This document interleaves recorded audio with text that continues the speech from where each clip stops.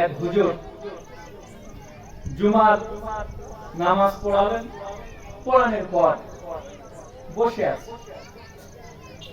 একজন লোক পিছন থেকে হঠাৎ করে হুজুরের কাছে আসলেন। আসার পর বলতেছে, হুজুর আমাবস্যা কবে? কি বলছে? আমাবস্যা কবে? হুজুর বলতেছে, মঙ্গলবার বুধবারে আমাবস্যা পড়বে।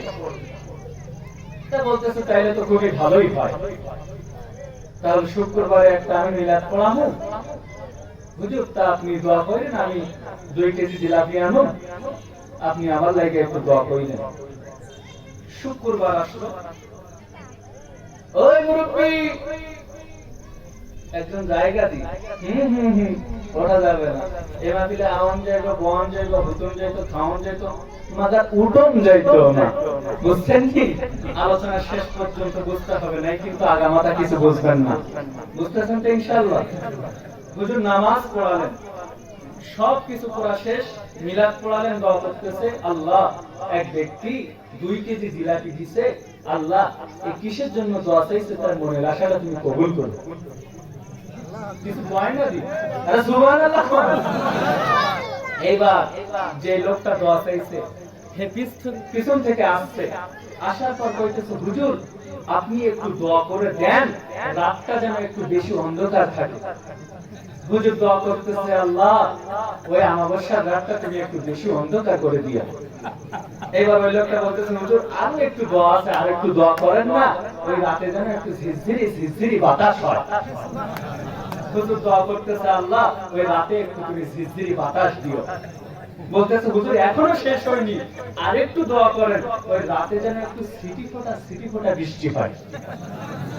হুজুরে দোয়া করতে, হুজুর দোয়া করতেছে, আল্লাহ ওই রাতে একটু তুমি সিটি ফোঁটা বৃষ্টি দিও, রাতটা একটু অন্ধকার করে দিও, আর একটু ঝিরঝিরি বাতাস দিও। কারণ কত চোর সকল প্রকার সুবিধা করে হুজুরের কাছ থেকে দোয়া করাই দিছে, রাত অন্ধকার হবে, ঝিরঝিরি বাতাস হবে, শিরশির করে যেন বৃষ্টি হয়, মানে মানুষজন সব ঘুমিয়ে মরে যায়।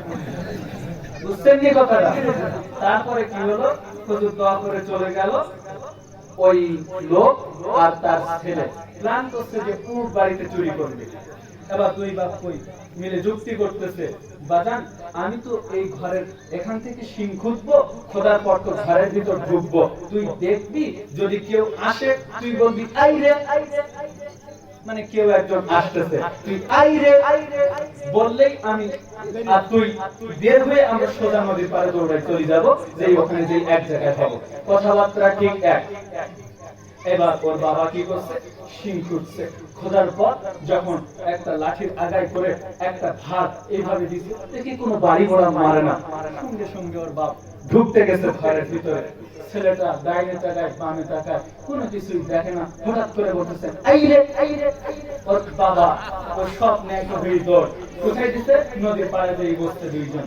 বসার পর বাপ ছেলেকে জিজ্ঞাসা করতেছে, কে আসছিল রে পুত? তাহলে তো আমি দেখলাম না, কি আসছিল? ছেলেটা ডাক দিয়ে বলতেছে, বাবা আমি যখন আমার সামনের দিকে তাকাইলাম,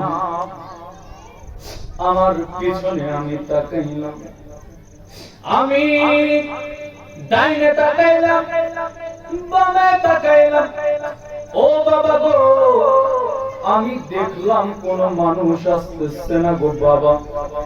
হঠাৎ করে আমার মনটা ঘুরে গেল, আমি যখন আসমানের দিকে একটু মুখটা করলাম রে বাবা, আমি দেখলাম ডাইনে দিয়ে কেউ আসে না, বাম দিয়ে কেউ আসে না, পিছন দিয়ে কেউ আসে না, সামনে দিয়ে কেউ আসে না। আমি আসমানের দিকে তাকায় দেখতেছি, অপলক দৃষ্টিতেই যেন আমার আল্লাহ বাবা তোমাকে আমাকে দেখতেছি। ও মুসলমান, ও আমার কয়খানের মুসলমান, ও আমার বাবাজিরা শোনেন শোনেন শোনেন, আল্লাহ তাআলা বলতেছেন ওয়ালামু আন্না